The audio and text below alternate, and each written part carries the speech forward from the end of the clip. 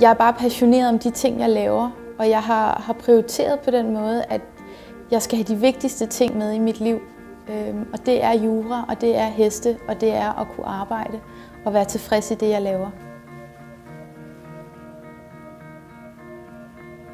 Jeg er jurastuderende på Københavns Universitet, og til efteråret starter jeg på kandidaten, og jeg er klar til nye udfordringer. Min store faglige drøm er at komme ind på et advokatkontor som advokatfuldmægtig og komme til at arbejde med EU-miljøret eller økonomisk kriminalitet og konkurs.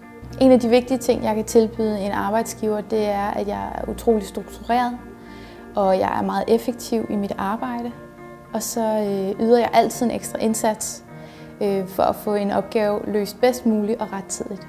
Jeg har taget min ridehjelm med, og det er simpelthen for at vise, at jeg har en stor passion ud over juraen. Jeg har heste, og det har jeg valgt at prioritere at beholde, selvom at jeg studerer. Og jeg har lært en masse af det. Jeg er blevet utrolig modig. Jeg har lært at se frygten i øjnene. Jeg har fået en masse viljestyrke, og jeg er blevet tålmodig og vedholdende. Og så har jeg lært at sætte mål og lave delmålsætninger og få dem fuldført.